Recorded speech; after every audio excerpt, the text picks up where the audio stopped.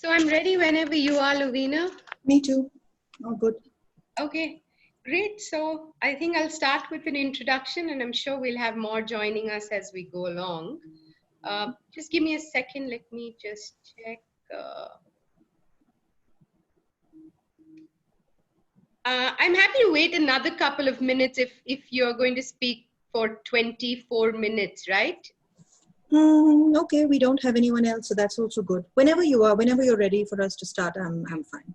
Yeah, I'm going to just wait and see if we can get a few more attendees. Yeah, just a second.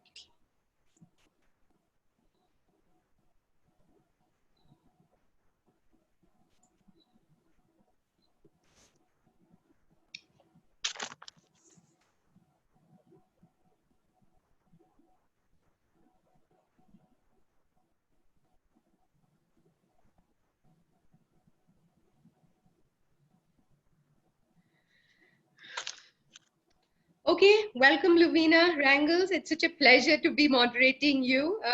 Lovina is not only a great friend, but we've gotten to know each other because of a very active role in All Ladies League and the WEF over the years. Lovina is talking on a very interesting topic for, I think, many globally about yoga and India and rebooting the position of India and yoga in the world. It's very interesting how she got our attention to it, saying when you do a Google search on yoga, you rarely do get a lot of mention of India, though we are kind of the source, I mean, the origin of yoga. So, Lovina, this is exciting to spend the next 25 minutes with you. Lovina is the founder of Curvy Yogi, and she's a body positive yoga teacher trainer with a background in medicine and holistic health and teaching credentials in Ayurveda and meditation. She's one of Bangalore's leading yoga, anatomy, and physiology and philosophy educators. And she's also the current president of Vicky Karnataka Yoga Sector Council. Her expertise lies in holistic management of spinal conditions, physiological disorders, and thyroid imbalances. Lovina is a strong advocate of belonging in conscious culture with an active approach towards diversity, equity, accessibility, and inclusion. She's worked closely with many leading companies like eBay, the Bangalore Police, BHEL, Lifecell, HPE, and has been an advisor to Yoga Alliance US for numerous projects. So without much ado, I welcome you, Lovina, to enlighten us on this subject. Thank you. Thank you. Thank you for the intro, Ritu. And you're right, we go back many years. In fact, I think ever since I got into all, my very first person after Harbeen who I spoke was with you. So lovely to have you here when I get to speak on something that I'm so passionate about, actually. Everything begins with when we spoke about the Google search, right? We're talking about a digital summit today, so we are online. So the first place where we look at how we position ourselves does go online. If we have to look for a yoga teacher, we go online. If we have to look for a meditation teacher, we go online. And then we're still trying to figure out, okay, if I'm going online, where exactly am I? Online, the online presence actually puts us also in the position of interacting globally. We are interacting with teachers, with students and practitioners all over the world. But at the same time, what we're doing is we are just catering to a need.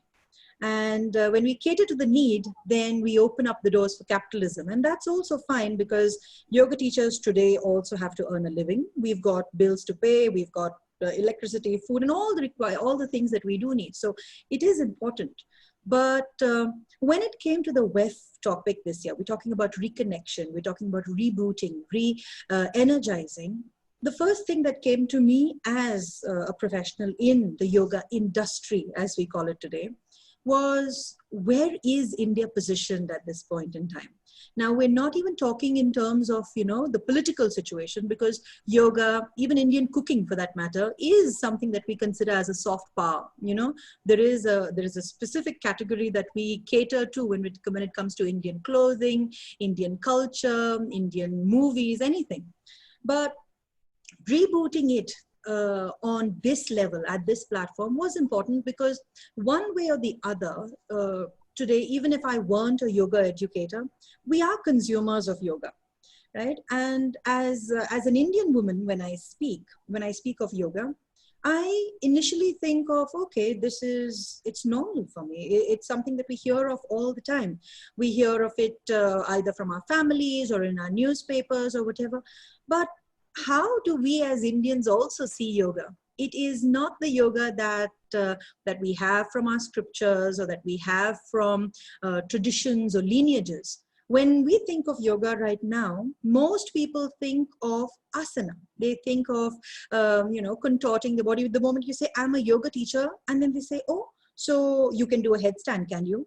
Well, maybe I can and maybe I can't. But the thing is that our immediate thought goes to a very physical practice.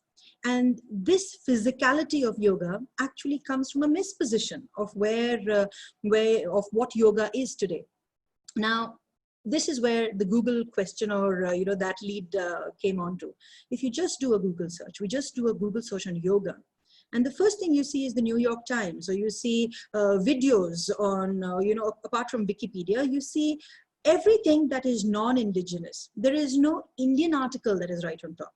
Okay, go to the tabs. If you go to the tabs, in the first 12 images of you hardly see any Indian teacher there. You don't. I'm not talking about male, female. You don't. You just see able-bodied, largely white yoga practitioners or asana bodies in that Google search. Today, I went on further to even look for yoga teachers. When I went for yoga teachers, no women, no men, no people of color, only white people in asana. And you can do this search and prove me if I'm wrong, but that's what it is. So if that's the case, and if I am just a contemporary Indian teacher, you and I both know that there are so many Indian teachers in the country. And we're talking about not just teachers who are pushing the media bandwagon, right? We're talking about teachers who are practicing the scripture or practicing the philosophy. And this is important because India is a land. You remember, many years ago when I was just still exploring spirituality and exploring what do I need to study next, and I still study. One of my teachers said, Lavina, you come from the land of the occult.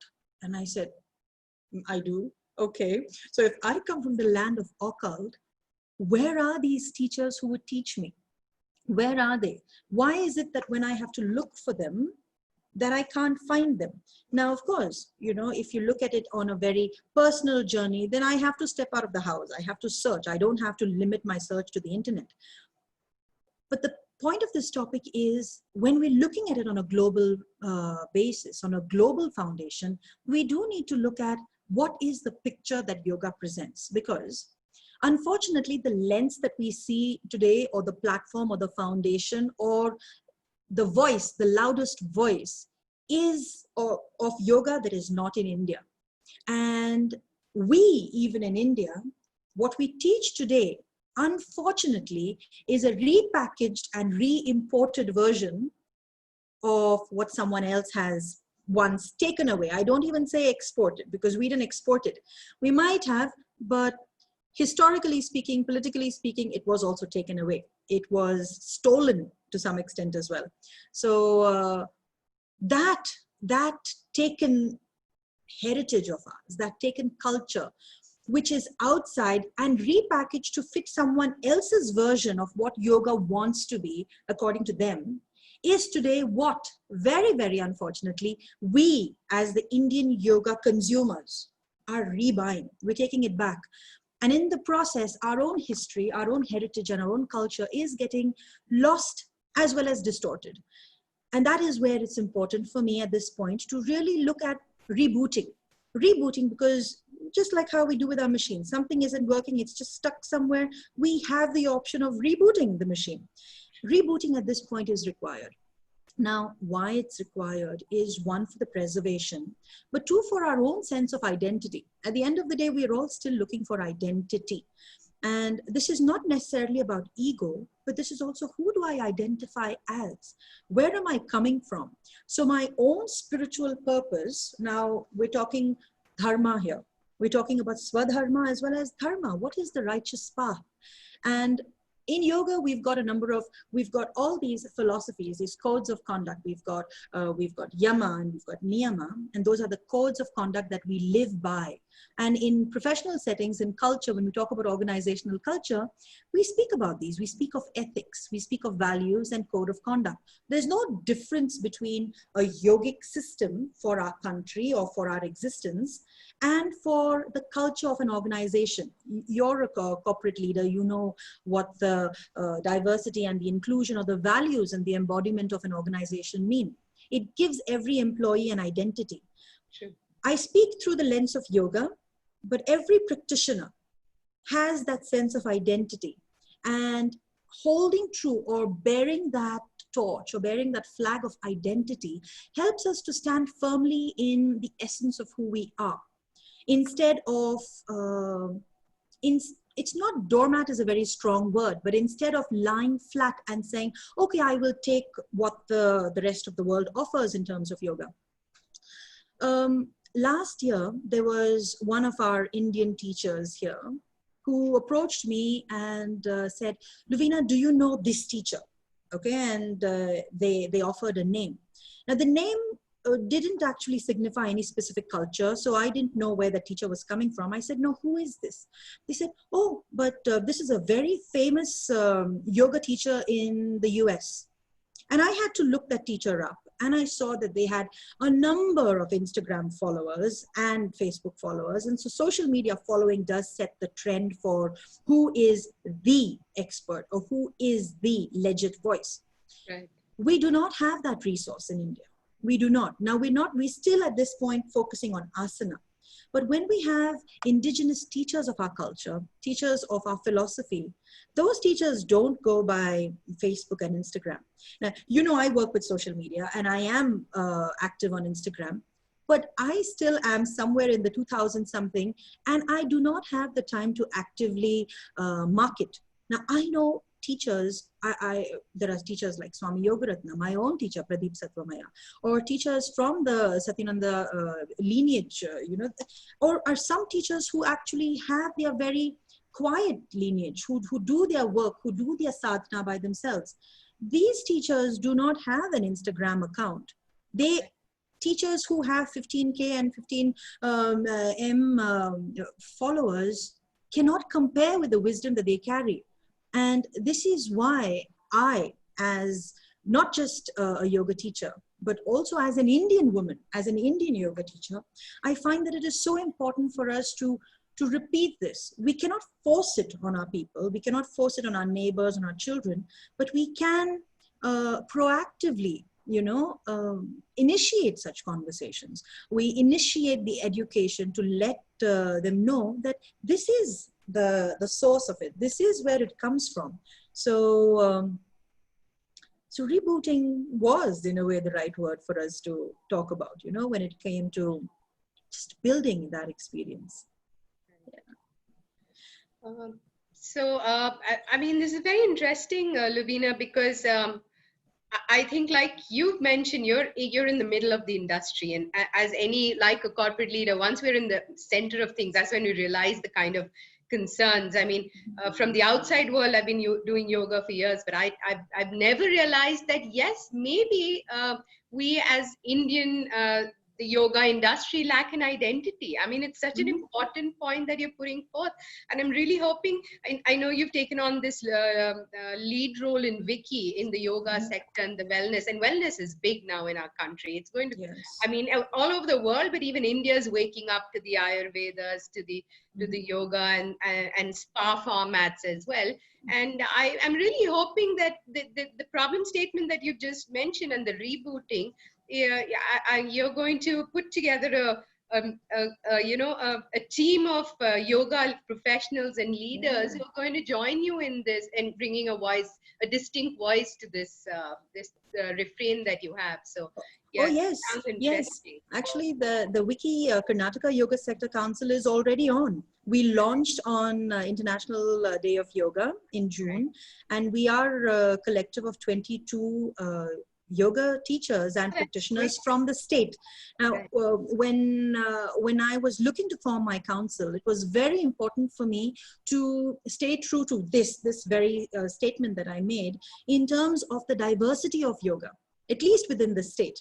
So yoga is not a monolith, and yoga is not just a unidirectional or a linear form of this is what yoga is. Yoga is many things, and yoga comes from different lineages, different schools of thought, different ways of practicing. So it was important to bring teachers from different lineages, different ways of thinking, so that, say, for example, my dominant way of practicing yoga does not become the dominant way. And that's important. It's important for us to step back and say, we represent, and we are still not the entirety. We're not the whole. The council also has a few practitioners, so they're not teachers. So it gives teachers the humility to step back and say, what does a practitioner, our own practitioner, see? What do we need to tweak about? We're also talking about the now in terms of the pandemic. How do we address it? And all of these are, in a way, structured from the reflection that I had from the international scope, the international platform of yoga. It was almost like, that is what I see as what yoga is not. So what do I do here to recondition that, to reset the pattern? So it's important because, you see, like in any situation, there's one thing for us to say, there is a problem, this is a problem, and to pinpoint problems. But the more constructive ways to say, okay, how can I solve it? What is my solution to it? What is the proposed solution? And a teacher of mine had once, many years ago, said, Ravina, yoga doesn't need defending. Yoga will stand by itself. It's a philosophy. But you see, as activists sometimes, or our swadharma does come in the way, it makes us feel, oh, we have to be doing this, we have to fix this, we have to set this right. I'm studying Vedanta right now, and a very recent conversation, actually, not a conversation, it's a study, so I have to keep quiet and listen. And of course, I have to ask as well. But there was a very interesting conversation where the teacher was telling us about how we usually come up to fight against what we consider is the problem. But the problem is just the nama rupa of it. It's the illusion, it's the outside of it. But what actually exists is the deeper meaning. So what we end up fighting for is usually the mask. It's usually the outside effect, and we're still pondering over the ego. So at this point, it's almost a 50-50 thing. It's us doing what is righteous by addressing the concerns that this nama rupa or this mask brings towards us, but at the same time, within and internally recognizing that although we are fighting for the mask, that on the inside, we have to let go of it and be true to ourselves. So it's almost like a double-edged sword. We're working on the outside, and at the inside, we're also saying, it is what it is. So that still sounds a little, I don't know if that means it's a little conflicting, because like you said, the righteous side wants to do things, the passionate side wants to move ahead and give it its rightful position. But there is also the yoga side that keeps telling you, the calm and the composed approach to the whole thing. Yeah. So that's very interesting. Actually, in a way, that is what it is, It is because all the outside poise is what, you see, when they usually say that so we are an expression of a deeper I who just wants to experience all of this. So the one who's experiencing all of this is that individual. It's that individual Ravina, the individual Ritu. And we are saying, I want to do this. I am here. But the experience is from a deeper I who says, okay, Lavina, have your fill, have your fun, do what you want to do. At the end of the day, it doesn't matter. But the righteousness for the larger good does determine where we're headed. And see, these deeper philosophies, these deeper nuances, Ritu, it's easier to communicate in this kind of a setting because we kind of accept it. We say, we know these kind of esoteric conversations happen, But on the larger platform, when the esoteric reality of yoga is isolated, and you only take the tangible, logical part of yoga, then that is mispresenting it. That is breaking the truth of yoga and presenting it as, say, I see the body and this is what the body should be. So I teach anatomy, right? Anatomy is a pure science. It's the Western way of looking at the body, the physiology and all of that. And that will tell us, along with physics and biophysics and biomechanics, of how you move the body, how do you sit correctly, how you stand correctly, so your body doesn't get injured in asana. Right. And that's fine. That makes sense to the logical part of it. Now, Ayurveda does speak about that, but Ayurveda brings a little kind of a woohoo kind of a talk into it. Now it talks about the doshas, it talks about elements, it talks about energy and prana, which we know works in our body, but logically doesn't make sense because you can't see it. Now, if you discount it, then you're discounting a part of a whole body of, centuries and millennia of wisdom that is indigenous to this country. And it is true, just because it cannot be magnified or or calculated, quantified by our logic, doesn't mean it isn't true. And just because hard science cannot be felt like a spirit, well, it can actually, doesn't mean that that is true either. So to integrate both of these is where the position of contemporary India is headed towards. We have able scientists, we have one of the best minds in the world in our country. It is possible to actually bring together a contemporary and integrated understanding of what our science, what our scriptures speak, what are or the science behind our wisdom, the wisdom traditions and our culture. And my hope is that through this conversation or going forward, that there is that possibility, there is that opportunity for India, for Indian yoga teachers to truly get platform, for their voices to be heard, for our scriptures, our sciences, our wisdom to actually be nourished and put out there, because it is something we need to be proud of. It is something that we have in our blood, in our genes, in the food that we eat. It is in our soil. And as a closing note, this is one thing that I really love to say, especially for all the yoga teachers out there, especially if you're listening to this right now. This is what I believe in. If you earn even 1 rupee from yoga, or even if your yoga practice gives you a donation from food from someone else, then you owe it to yoga to stand up for it, because yoga has given you that 1 rupee to earn. You can earn 40,000 or a lakh or 2 lakhs or whatever it is as well. But if you earn from yoga, either as financial currency or spiritual currency, then you owe it to the culture to give back and to really reposition yoga as the birthplace of this practice that we stand to benefit from. Excellent. I think while our discussion's been short, I think it's been very impactful. You've left me with a lot to think about. And I'm going to reach out to the audience at large to say that if you're yoga practitioners or teachers, and if you'd like to join hands with Lubina in repositioning yoga in India, please reach out to her through the Wiki platform. She's available on Instagram, Facebook, and I really believe that more joining this little movement of yours, Lubina, would really reposition yoga in this country. It's something we've been waiting for a while, and I'm hoping that the goal and the end is round the corner. So thank you so much. And I'd also like to announce that WEF is conferring on you the iconic women leader of the iconic woman creating a better world for all that you have been doing in your field and otherwise for all. So thank you so much for joining us. And please stay on because the next session, of course, is also going to be, the next topic would also be of interest to you, where we're going to be speaking with Annalise Pierce on hormonal de-stress through yin yoga and essential oils. So thank you, Lubina. Thank you very much, Ritu. Thank you.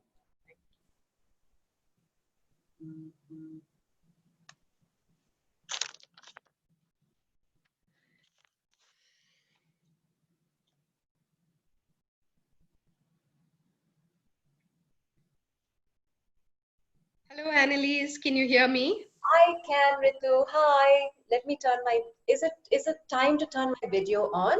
Yes, you could. We've just finished with Lubina, who was also talking about yoga in India. So we just had an interesting session.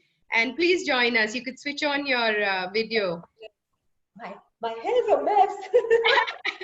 Not to worry, we're in a digital world. All is acceptable these days. You know, we're all operating from home. So, so nice to have you with us, Annalise. And where are you logging in from? I'm in Bangalore. In fact, I was just Okay. speaking to you and Lovina, and then I quickly, jumped Okay. off so I could be here.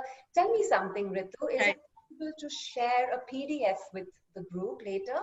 I'm afraid no, there aren't any sharing rights in this kind of a format. Okay. However, if you'd like to share an email or a contact details and reach out to the audience who can connect with you later, surely you can make that appeal towards the end. Okay, so if you're ready to start, let me do a quick introduction to you. Welcome, Annalise. It's a pleasure to have you here with us. And you're going to be talking to us on hormonal de-stress through yin yoga and essential oils. So that sounds really exciting because you believe that women can stay in the driver's seat on their wellness journey every day of the month. That's something a lot of us women need help with. So as a yogic sciences expert and certified essential oil specialist, I understand Anna specializes in physical and emotional healing using a combination of yin yoga, essential oils, and metaphor therapy. She is a qualified Hatha and yin yoga teacher with Yoga Alliance USA and an NLP master practitioner and trainer licensed by co-founder Dr. Richard Bandler and the Society of NLP USA and UK. She spent the last 7 years in personal lab researching the perimenopause and menopausal transition. And she's proudly dropped 24 kgs and kept it off the past 8 years, applying a gentle system of working with the mind, body, and soul inside out. That really sounds like something even I personally would like to engage on, because as women, we're always struggling on the front of staying balanced in terms of mind, body, soul, right? Because we're all the time so multitask and doing hundreds of things together, trying to just balance the world inside out. So without much ado, please start sharing your views on this topic. We also have Lovina hearing you while she's in the same room. Yeah. So I think maybe we could make this engaging if you have a few minutes. I would so love that. I know that Lovina said she would be here for a while and then she might be needing to jump off. Yeah. But Lovina is my teacher. So I started my yoga teacher's journey under her tutelage. So the anatomy and the stuff that I know is thanks to her. Excellent.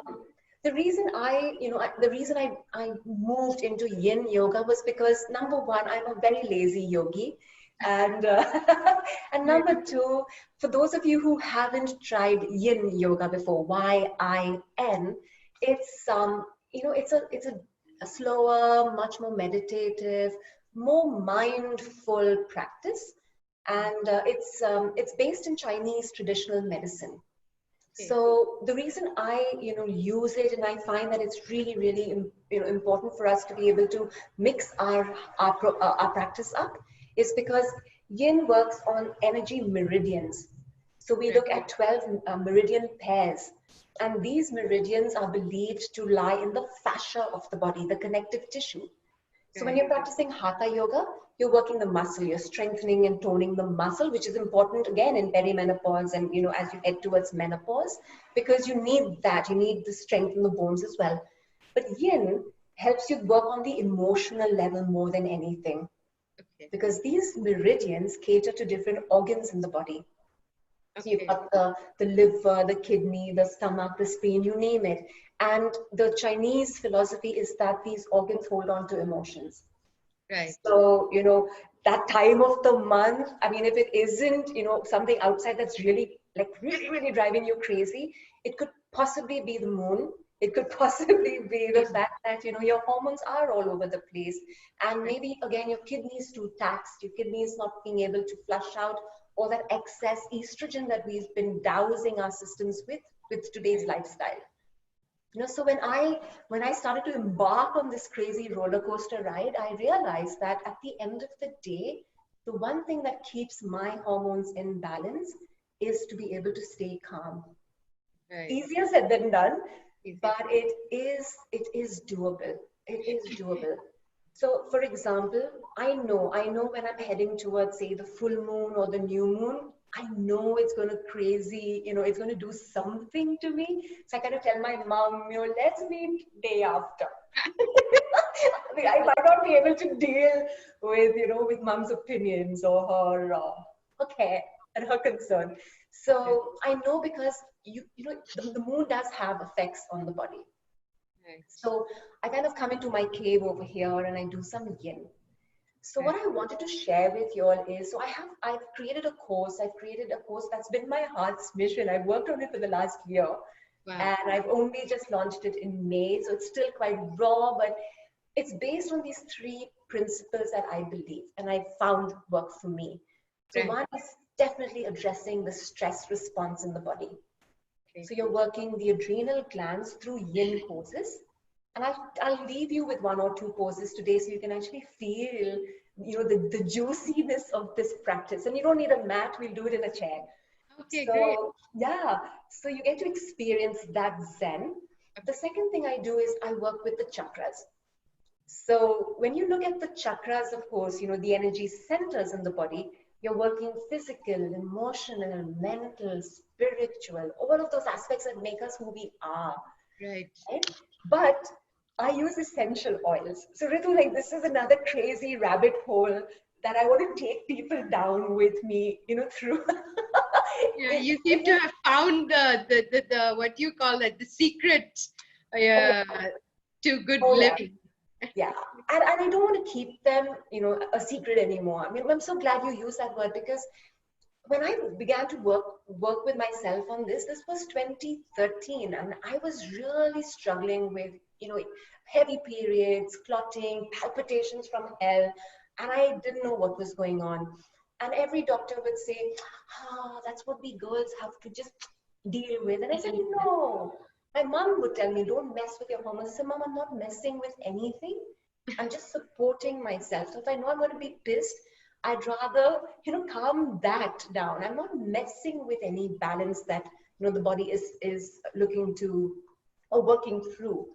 So from 2013, I've been shouting from the rooftop saying, girls, you don't need to be putting pills down your throat if you've got, heavy periods or cramps, or you're really, rolled up with like a hot water bottle. An essential oil can do something for you. And it doesn't, of course, replace something. It doesn't replace medical care. I would still work with the gynecologist, get a diagnosis if things are seriously wrong, and then take it from there. Right. So that's what I really want to share with everyone. So I work with the chakras, with essential oils that, balance on different levels. And the third thing I chanced upon, I happened to stumble upon that, was because it just happened every full moon.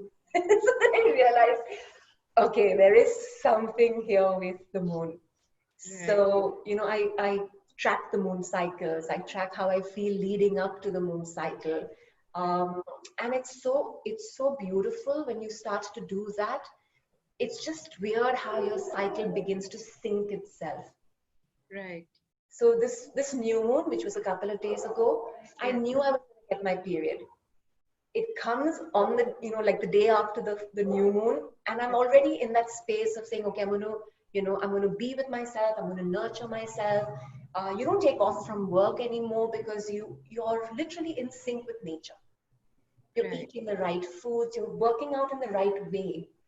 Right. That's another thing I wanted, to teach people, say, for example, when I've just finished my period, I want to be able to do a more active practice. I want a more hatha practice. Right. If I'm doing a yin practice, I'll do a little more intense yin. Right. But as I head towards my period, in order for me to balance the mind and the body and the spirit, I want to be able to go within, because that's how our women's network has been programmed. True. And So are you saying you've just recently launched this program and now you're a trainer And Yes. you call this yin yoga, but you're doing a combination of hatha, yin, meditation, breathing, all of that. Like, what exactly is the whole? Um, uh, what is the content of this new program that you've come Ah, up with? right. So the program itself is predominantly yin. So Okay. I don't teach hatha in the program, but what happens is so I've got about 23 girls who've signed up because it's a community that I'm building. So Right. the girls have signed up for the course, and Okay. because I want to reach like 100,000 women, it's really at a giveaway price, Okay. considering all the effort and the learning that's gone into it. But Okay. every week we catch up. So every week we have a weekly catch up, and I teach them something new. I teach them, something NLP based, or we do an essential oil class, or we do an actual practice. So for me, I want to be able to handhold, the community to teach them things, because at the end of the day, when you think about, the course, it's a self-learning course. So you're building a blueprint for yourself, because what you find works for you, Ritu, will be different from what, say, Luvina needs, or what I need, or any one of, the other girls Correct. here need. Correct. So I'm nudging you in a direction to say, did you even think of this? Right. Have you spoken to your doctor about, say, have you spoken to a functional nutritionist about Right. your digestive system, to Okay. see if that could be the reason why your hormones are out of whack? Right. So, the asana practice that I have for you is just one asana that I wanted, a little breath and an asana to show you. Okay. Was because it's targeted at the digestive system, it's targeted at, the whole de-stressing, because the more inflammation you have in your body, Right. the more your hormones also go out of whack. So Right. the course has a sequence for your lymphatic, system to be able to mobilize that. Right. It has one for rest and digest, so that you can actually tell your body it is safe, Right. Right. versus all that chronic stress that we're constantly under. Like, oh my gosh, what is this message about? Like, for a minute, my heart stopped because the internet just stalled. So, Yeah. We take stress for anything at all. That's true. Right. yeah, Okay. yeah. So good. We have 15 minutes. Do you want to do something right away? How long is this little asana going to take you? About 5 to 7 minutes, Ritu. Okay, I think then we should give it a start. So in case people have any questions as well. Exactly. Thank you. Yeah. Thank you.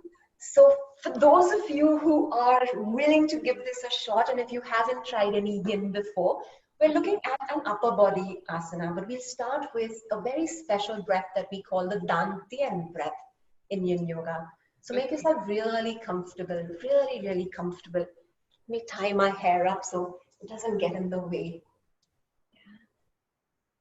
You guys are cool. It's just me. I have this. Okay. Yeah, let me just get all my distractions out of the way so I can show you the pose.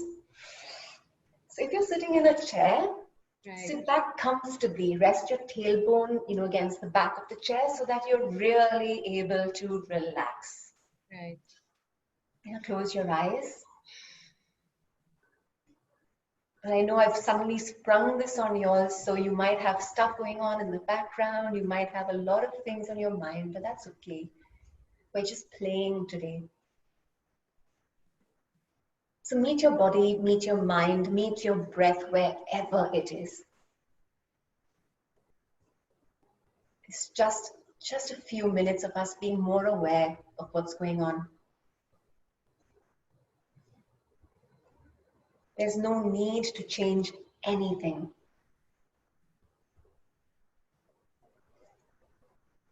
The awareness itself is where you begin to realize that where your attention goes, your energy flows.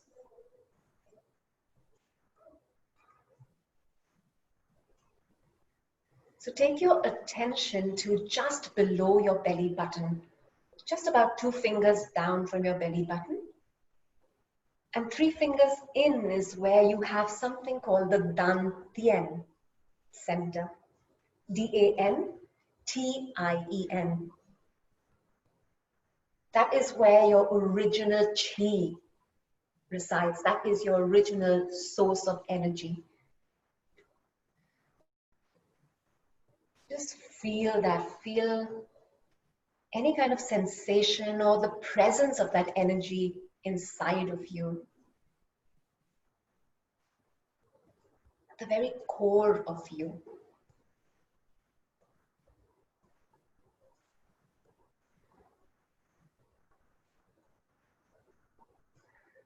And on the next inhale, gently expand the abdomen till you're pleasantly full. And as you exhale, draw your navel into the back of the body, exhaling completely.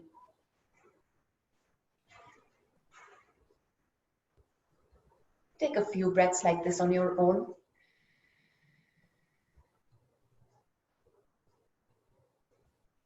Awakening your Dantian center.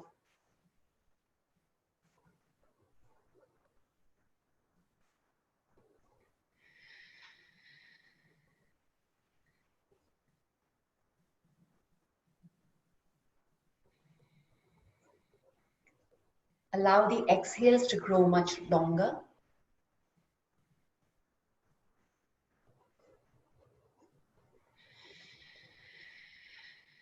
And you might even notice a pause at the end of the exhale, before the start of the next inhale. Enjoy that pause.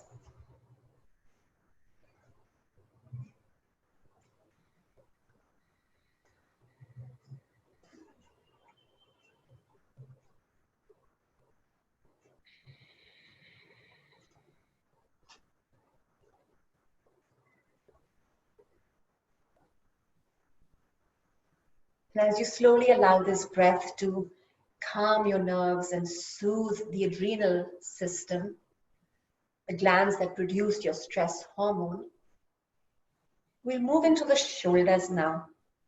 So you can open your eyes just for a wee bit if you need to see the demo, but we move into what we call the cow face arms or the eagle arms. If this is too much for you, say if your shoulders are constructed differently, or if you're feeling like, nah, that's not going to work today, just stretch your arm out across from your body. So we start on the right side, stretch your right arm across your body, bring your left forearm in so that you're opening up the back of the shoulder. Relax the fingers, relax the forearms, relax the face. Draw the shoulders away from the ears. Take yourself to a place where you can feel a nice juicy opening in the shoulder blade. So that is what we call in Yin Yoga, playing your edges. You're playing with a place where you're going, just beyond your comfort zone. But you don't want pain, you don't want any tingling, you don't want numbness either. Find your spot, close your eyes and go back to your breath.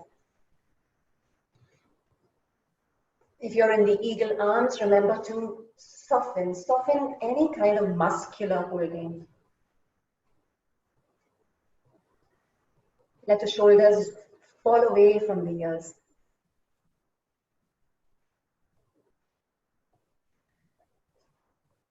Just keep focusing on the breath.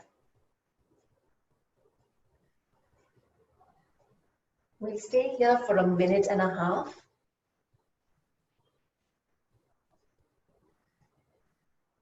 You can take your attention to sensations in the hand, in the arm, in the back.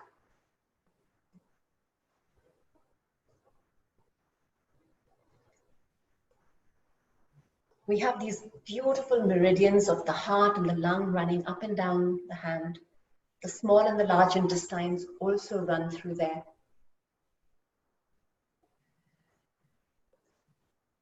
And these meridians are very concerned with helping you build boundaries, protect you from what's not of you. So it's great for immunity, it's great to build relationships.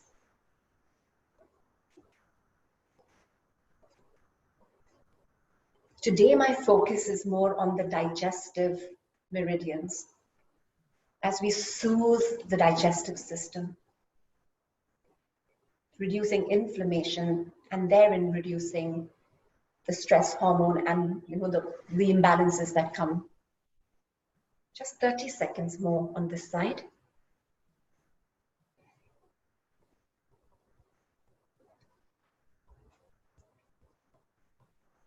Gently release, come out very, very slowly and rest.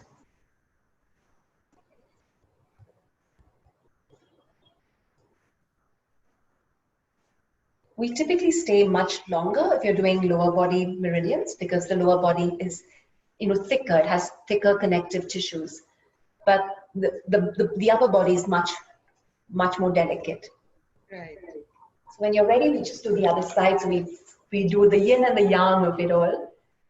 The left side is your yin side, your right side's your yang.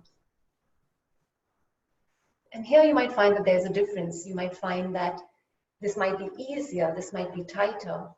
And it's just about being aware.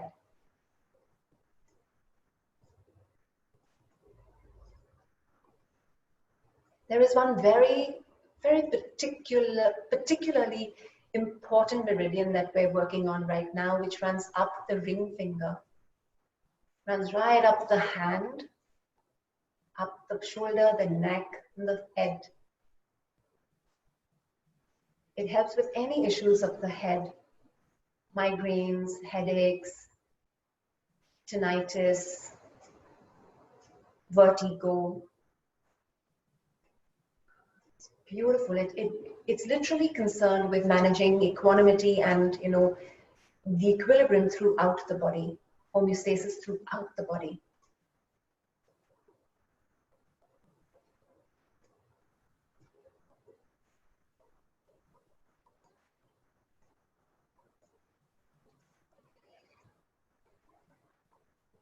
The magic of the meridians, if you think about it, it's like this tapestry, beautiful colored tapestry.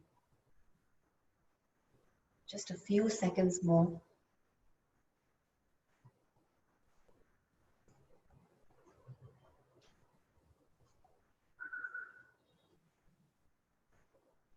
Continue to focus on the breath, draw the shoulders away from the ears. Take yourself to your edge where you can really get into these very plastic connective tissues. So on the energetic level, you're releasing stuck energy, stuck emotions. On the physical, you're also releasing all those adhesions around the muscles. So it makes your hatha practice a lot better too. Slowly bring yourself out and relax. This is just a little bit. This is just a little taster. Right. Can you imagine an hour of this? I'm sure it's relaxing, yeah. And our attendees watching this who've been also sitting with us in the chair for the whole entire digital summit, I'm hoping this calmed us down for a bit. Yeah. I hope. Great. Yeah. But I also must, I must not leave before giving out maybe one or two essential oil recommendations. If I have time for that, please, Ritu. Yes, you have a couple of minutes. Yeah. Brilliant. But are there any questions people have that they would rather me answer? Yes, I'm going to check because it's all coming written to us.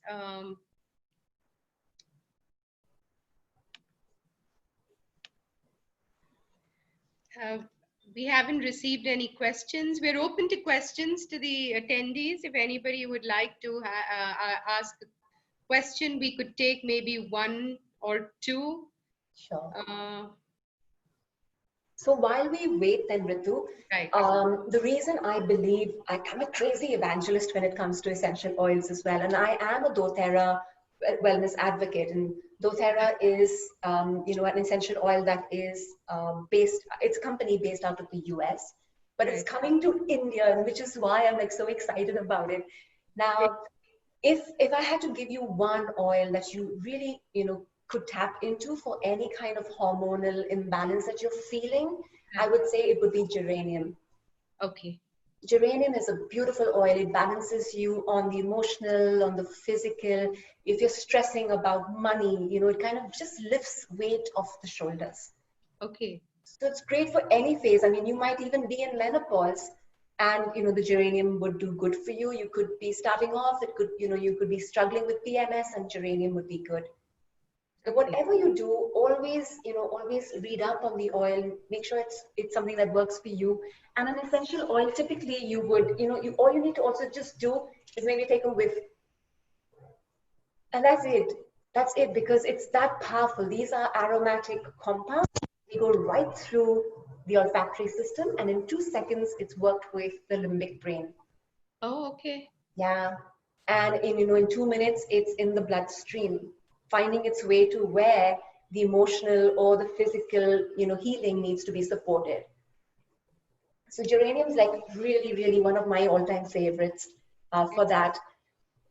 And if you feel like you're getting crazy anxious and you've got palpitations going on, and those are the things that are driving you bonkers, then maybe a drop, just one drop of ylang ylang, Y-L-A-N-G. Now, ylang ylang can be really strong, but it's great for, because I know that some of us that head towards perimenopause, especially when the moon is doing her thing, palpitations could be, lavender is a great option for that as well. Right. Yeah. Great. That sounds One more. One last one, Ritu. Yes, please, I no just want problem. to make sure you girls are, like taking care of yourself. Cypress. Cypress for that crazy bloating that sometimes happens. Okay. So always mix your essential oil in a carrier oil. So 1 drop of the essential oil to a teaspoon of carrier, like olive, coconut, whatever you like. Okay. Yeah. Right. So cypress and geranium too. Cypress and geranium. And you're saying I don't need to go into the put in all the efforts to light the candle, burn the oil. I can just whiff it. Yeah, Ritu. Yes, Yeah. I'm happy to hear that. I'm starting on that laziness note that you said. I'm a little lazy when it comes to oil. In fact, we have one of the attendees, Mr. Sudhakar Kaza, who's put a comment saying, all people turn to yoga because of laziness, but it gets to you. And the laziness is the first thing that gets thrown out of the window, really. Bang on. That's an interesting thought. Bang on. You feel so energized, right? And it's something that you want to keep coming back to then. Correct, correct. Yeah. Thank you. Great. Thank you so much, Annalise, for this, introduction to us. Of course, you said the yin yoga and essential oils, and a lot of us who would be interested, I'm sure, will reach out to you. I would also like to take this opportunity to confer on you the WEF Award of Iconic Women Creating a Better World for All. So thank you, so much for all that you're doing for yoga, wellness, and making a difference in people's life. So thank you once again. It's been quite an hour on yoga, and look forward to reconnecting with you on another day. Thank you for the platform. Thank you. Bye-bye. Bye.